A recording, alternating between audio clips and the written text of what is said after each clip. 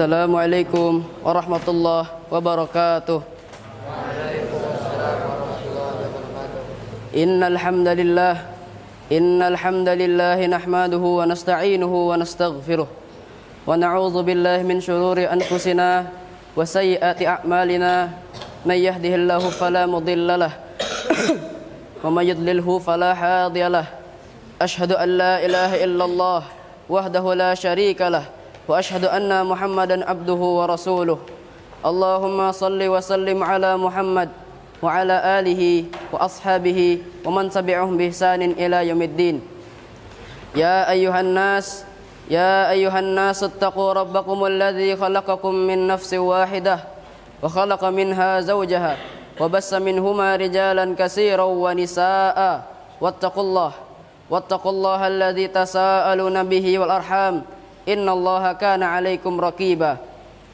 Ya ayyuhalladzina amanu ittaqullaha wa qulu qawlan sadida yuslih lakum a'malakum wa yaghfir lakum dhunubakum wa may yuti'illaha wa rasulahu faqad faza fawzan 'azima. Amma ba'du, fa inna asdaqal hadisi kitabullah wa khairal hadi Muhammadin sallallahu alaihi wasallam wa syarrul umuri muhdatsatuha wa kullu muhdatsatin bid'ah wa kullu bid'atin dhalalah wa kullu dhalalatin finnar. Amma ba'du. Kaum muslimin rahimani wa rahimakumullah. Berdirinya saya di sini untuk menyampaikan muhadarah singkat yang bertema dusta pangkal petaka. Kejujuran hendaknya tidak menjadi barang langka. Itulah dambaan setiap muslim yang fitrahnya lurus. Jika kejujuran mewarnai kehidupan setiap muslim, niscaya kebaikan akan menerangi dunia. Kaum muslimin, pelaku kejujuran adalah calon-calon penghuni surga, tempat kebahagiaan abadi yang jauh lebih baik dari dunia. Imam Ibnul Qayyim rahimahullah menempatkan sifat jujur dengan perkataannya sebagai berikut. Jujur adalah predikat bangsa besar. Berangkat dari sifat jujur inilah terbangun semua kedudukan agung dan jalan lurus bagi para pelakunya.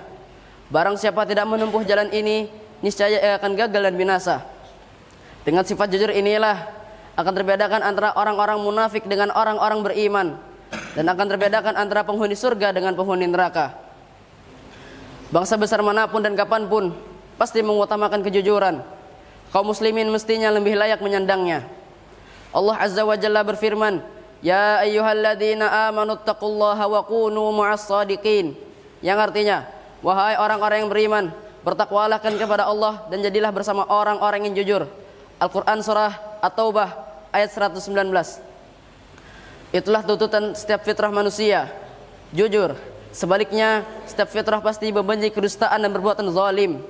Jika dusta dan kezaliman mewabah, maka yang terjadi adalah musibah di dunia dan di akhirat. Rasulullah sallallahu alaihi wasallam dalam hadis yang dibawakan oleh Ibnu Mas'ud radhiyallahu anhu, beliau bersabda yang artinya, sesungguhnya kejujuran akan membimbing menuju kebaikan dan kebaikan akan membimbing menuju surga.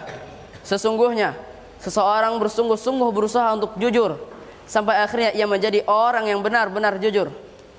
Dan sesungguhnya kedustaan akan membimbing menuju kejahatan, dan kejahatan akan membimbing menuju neraka. Sesungguhnya seseorang bersungguh-sungguh berusaha untuk dusta sampai akhirnya ia tertetapkan di sisi Allah sebagai pendusta. Hadis riwayat Bukhari dan Muslim. Imam Nawawi rahimahullah menjelaskan tentang tambahan-tambahan riwayat tersebut dengan menukil perkataan para ulama bahwa di dalamnya tersebut terdapat penekanan supaya seseorang bersungguh-sungguh untuk jujur.